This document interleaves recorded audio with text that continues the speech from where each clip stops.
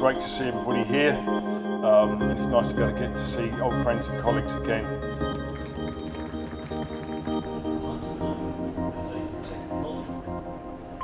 And our residents as well. You know, what we have. 30 stories worth of fire hose seems like a lot, doesn't it? Anybody wants to talk to Tom or I about what that looks like? Looking at penetrations, looking at the fire stopping elements we're putting in buildings. That's another sort of energy sustainable technology that sort of is great but works against us. It also burns the grass in my yard.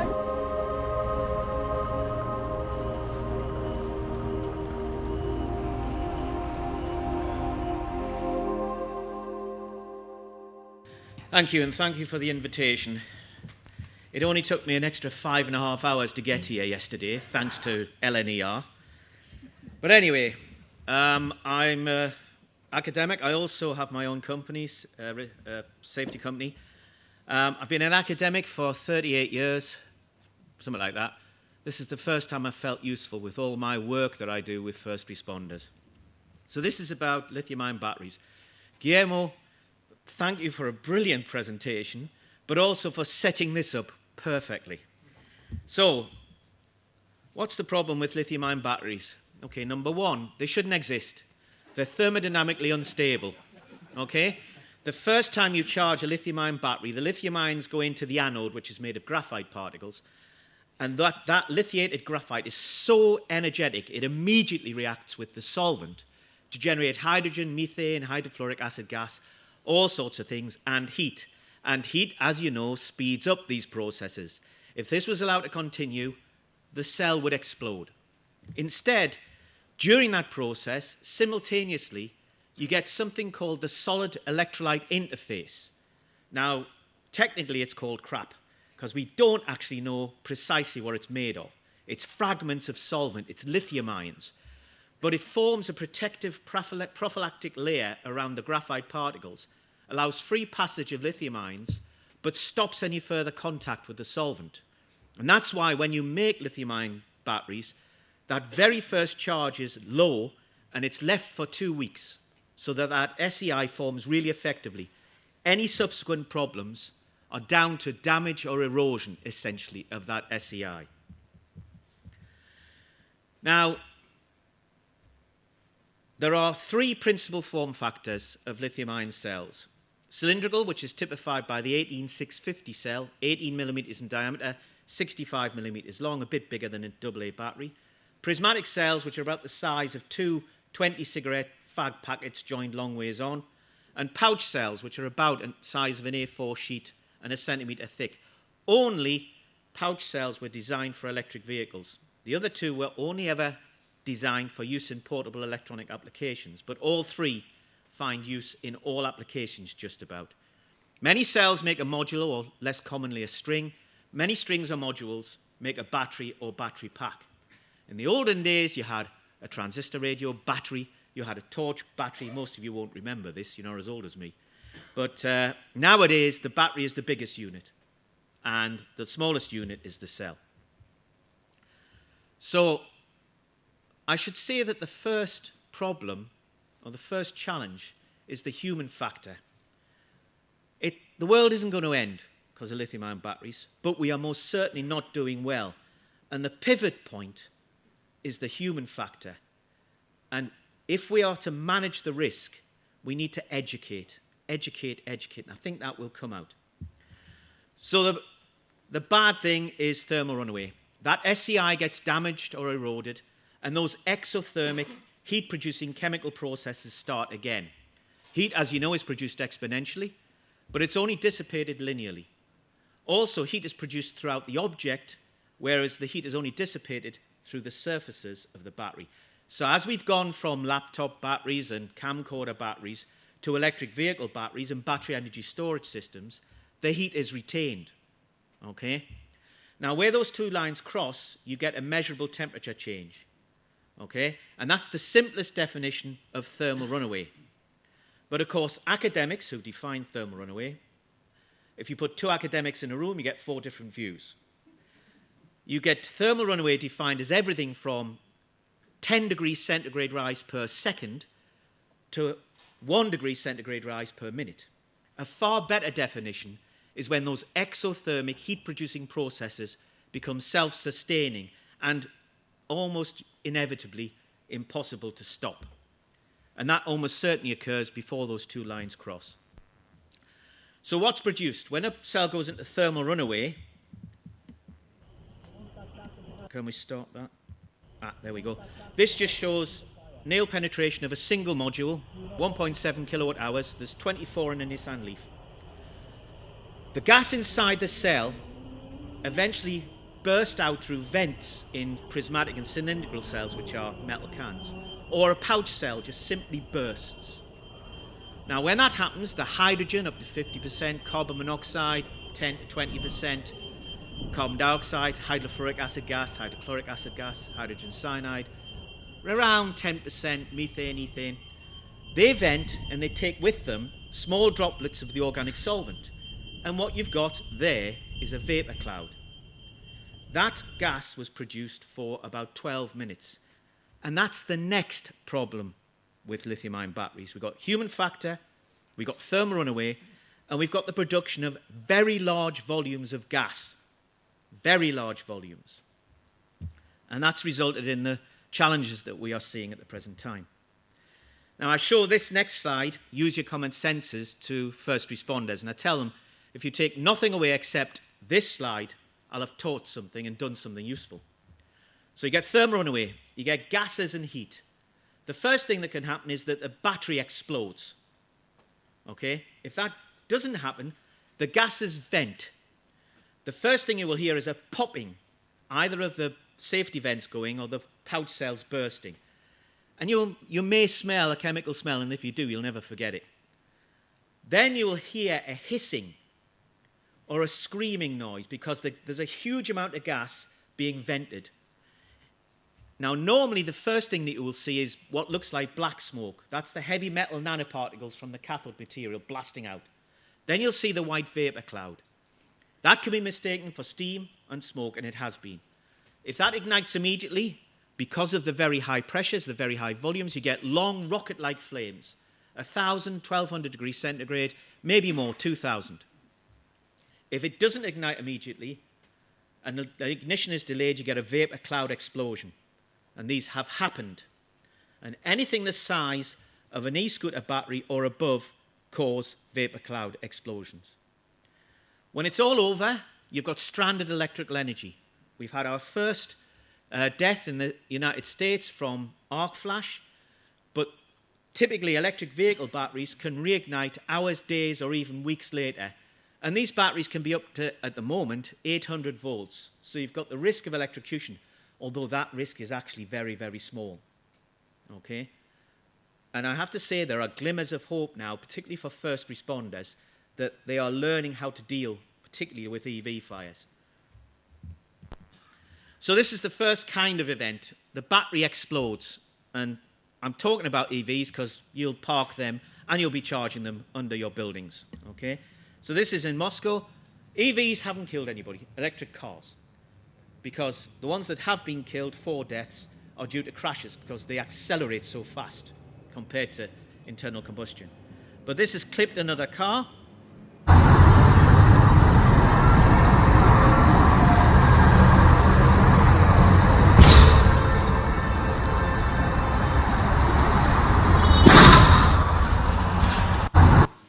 This is in China.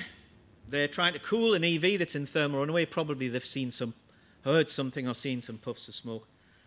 Pouring water onto an EV in thermal runaway is like pouring water onto the roof of your house when your kitchen's on fire. The batteries, the cells are inside a metal case, protected by a metal plate underneath, with the chassis and everything of the car above. It's a perfect umbrella. Notice the shrapnel. This is toxic fumes here in London. An e-scooter went into fire on board the Underground. They pulled into Parsons Green, opened the doors, threw the scooter on the platform. Unfortunately, the owner got a lungful of the smoke. Huge volumes of vapor cloud produced, and half of that volume of smoke when it burns. But that's still half a very large amount. as you will see from the amount of smoke exiting from the carriages, which are not compartmentalised. It's one long train. I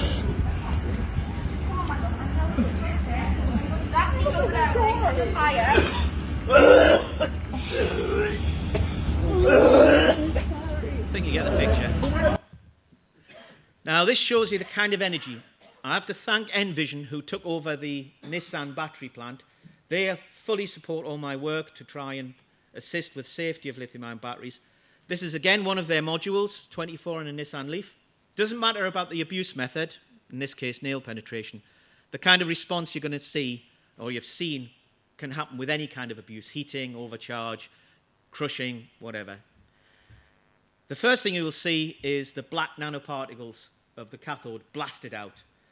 And remember, these are just plastic pouch cells, okay, in a metal case. Oops, this one does require me to replace this.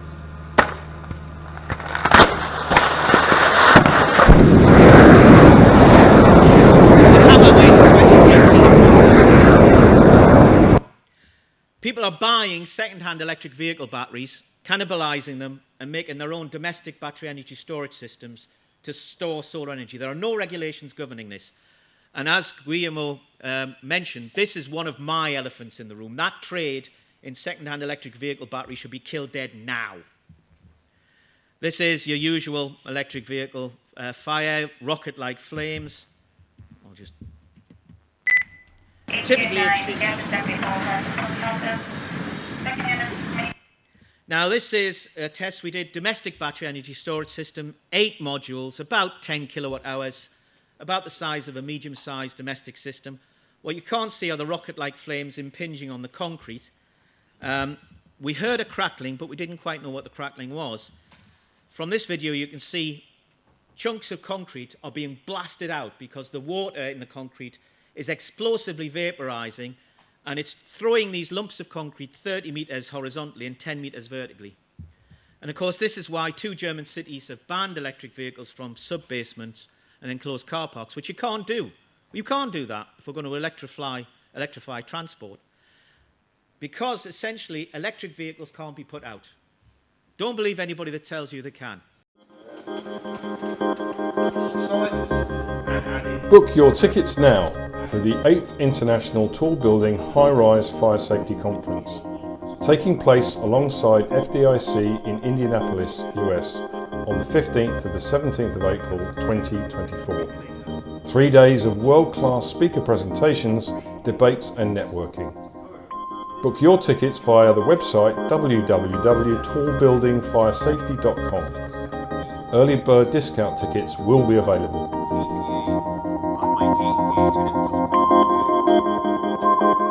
The Tall and High-Rise Building Fire Safety Management course is ideal for anyone who has responsibility for fire safety management in tall and high-rise buildings.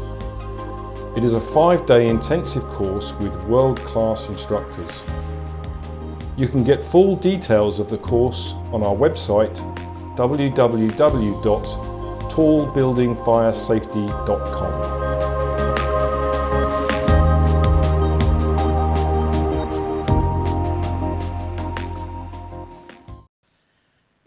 They'll say it takes 10,000 gallons of water. Well, yes, it does, but all you're doing is you're pouring water on whilst the battery burns itself out. And this is in Brussels. Luckily, this car park had been modified, unlike most, to take electric vehicles. No vehicles either side, but you can see the damage, and the Brussels firefighters are also calling for a ban. This is in the single garage fire, arson, but the key point here is that in reality, to deal with an electric vehicle fire or a conventional vehicle fire from a firefighter's point of view, it's essentially the same. And if they can't find the fire, they're not going to go into your car park. Okay? If the fire is too deeply embedded in the car park, they're not going to go in. Right? And in most cases, they're not going to put their lives at risk, and why should they? And that's irrespective of whether it's an ICE EV or an EV.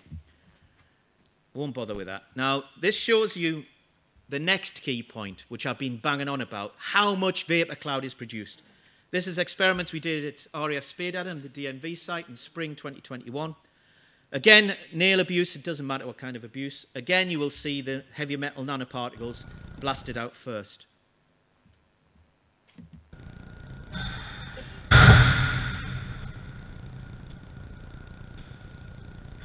Now, the LEL for the vapor cloud is believed to be between 6 and 11%. There goes the heavy metal nanoparticles. Lower explosion limit. But the LEL is way above the immediate danger to life and health, because you've got HF, etc. What we realized from our experiments in the literature, if you only partially charge a lithium-ion battery and you abuse it, it need not ignite. You can either delay ignition or it doesn't occur at all. Then the hazard flips from fire to explosion. From our research, we reckon it's between 500 and 6,000 litres per kilowatt hour of vapor cloud, not including the small droplets of solvent. You always get two forms of vapor cloud, heavier than air and lighter than air, and only one dominates, and we don't know how to predict this yet. In Carnegie Road explosion of a battery energy storage system in Liverpool, it was the heavier than air vapor cloud that was produced. In Arizona, major explosion that very nearly killed 4 firefighters. Again, it was the heavier than air vapor cloud. Got a clear plastic blast wall behind us. We were wanting to ignite this, so the light's darkening. Now you can see the heavier than air vapor cloud. Imagine that in the bedroom cupboard on the 3rd floor of a terraced house with a battery energy storage system next to the hot water tank. Lithium-ion batteries become unstable at about 70 degrees centigrade. When the module ignites, those gases will reverse as they're consumed. We were below the LEL, so we couldn't detonate it. Now, because you're producing such a huge volume of gas, if it doesn't ignite immediately and ignition is delayed, you get a VCE. And anything above 0.25 watt hours, in other words, anything of the size of an e-scooter battery or above, you can get a VCE. This is in China. The most cleverest animal present there is the dog. The scooter is going into thermal runaway. You'll hear the popping of the cylindrical cells.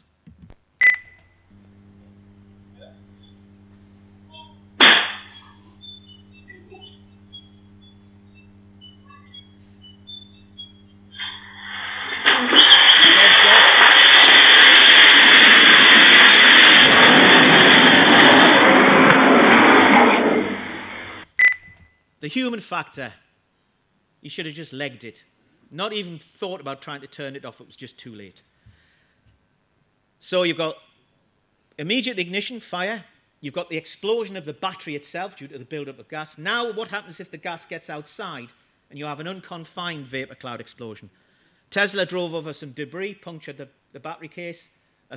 Some time later, he parked up in a garage and up it went.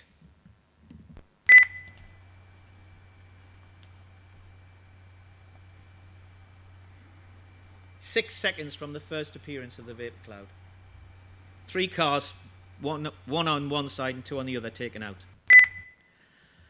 If you don't get immediate ignition and the firefighters have to deal with a large battery, EV, for example, in an underground car park, they could be facing smoke diving in a potentially explosive and toxic atmosphere. Lithium-ion battery energy storage systems are appearing everywhere. Rooftops, basements, not just basements, but UPS systems are installed inside office buildings. And they're talking about put them on floor 13 of residential flats because nobody wants to live on floor 13. This is outdated. It's actually, I was trying to shortchange it this morning, it's rising exponentially.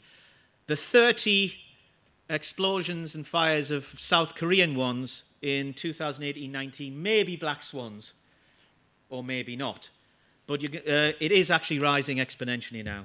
This is the big one, the game changer that's finally made people take notice. It's still very much an elephant in the room in many ways, though. This is a system in Surprise in Arizona, 2 megawatt hour system, no defining marks. The fire service, no idea it was there. No notices on the container. Smoke alarm went off. Foolishly, they had a gaseous suppressant. They don't work, neither do aerosols, because they don't stop thermal propagation. They just flip the hazard from fire to explosion. So the smoke detector is triggered, gaseous suppression triggered.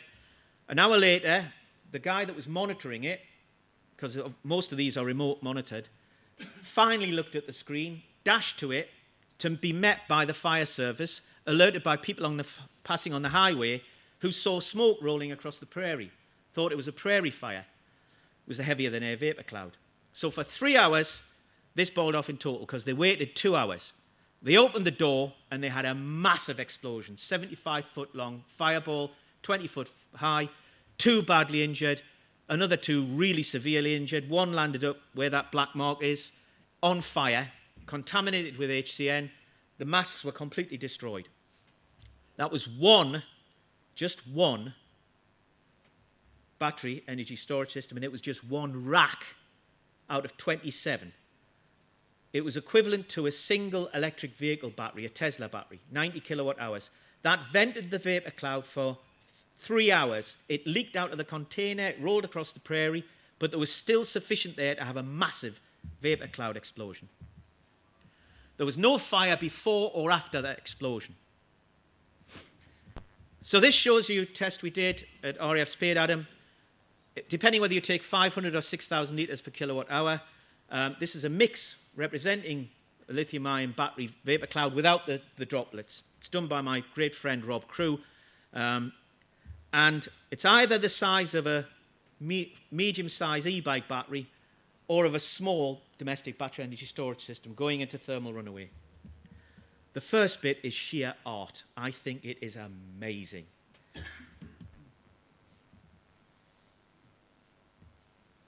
That is just amazing.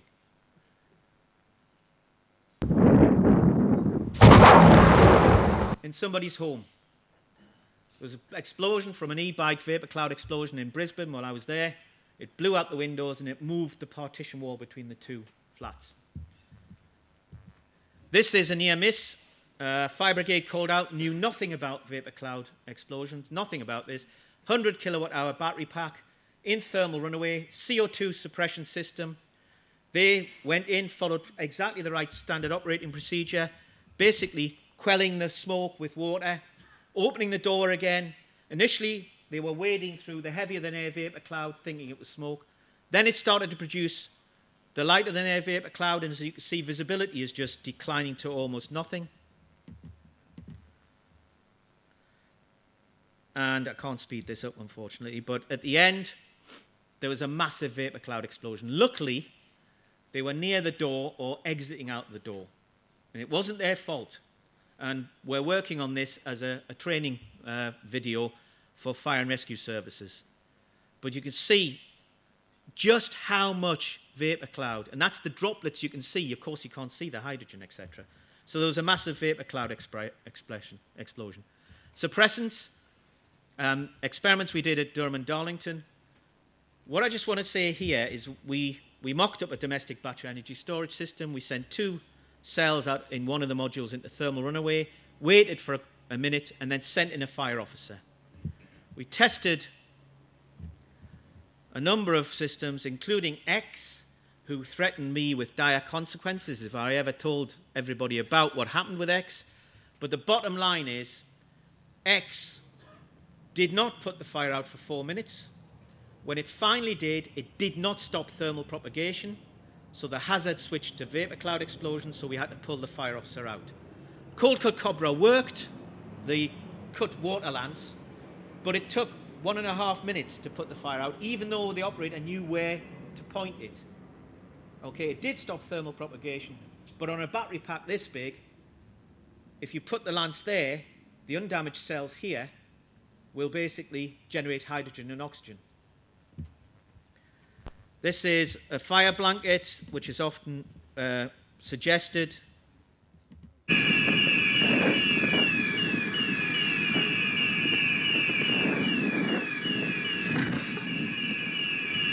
They didn't realize that what they were seeing was not smoke, it was vapor cloud. They killed the fire, but didn't realize it, thought it was still on fire with the smoke coming through.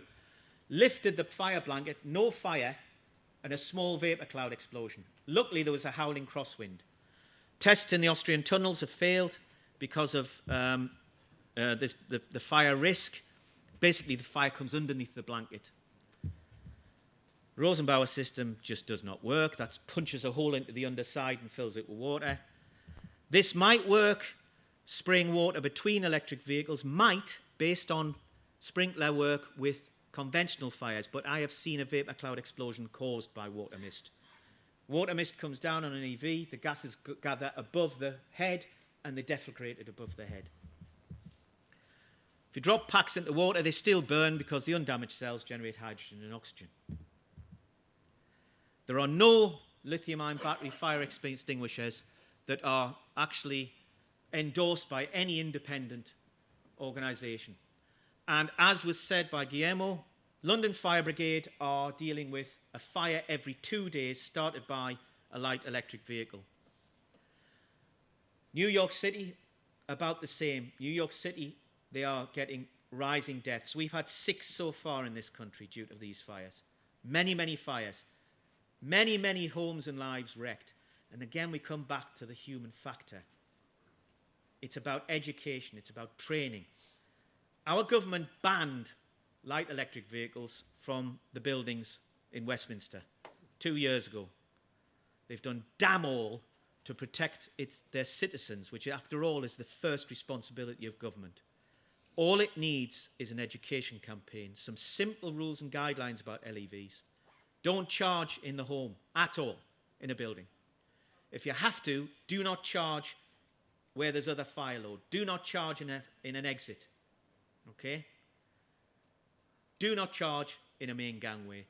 If you hear or see anything, smoke, etc., coming from it, do not attempt to put it out. Run, screaming at the top of your voice to get everybody else out. And as Guillermo says, everywhere, these instances of LEVs in particular, and that's what I'm focusing on at the moment, although battery energy storage systems are of concern, especially domestic ones. LEVs are what are killing people at the present time. And every single death, every single injury, every single fire is preventable by a simple education campaign.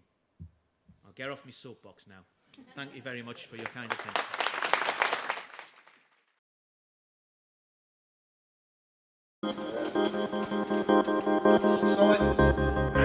Book your tickets now for the 8th International Tall Building High-Rise Fire Safety Conference, taking place alongside FDIC in Indianapolis, US, on the 15th to the 17th of April 2024. 3 days of world-class speaker presentations, debates and networking. Book your tickets via the website www.tallbuildingfiresafety.com. Early bird discount tickets will be available.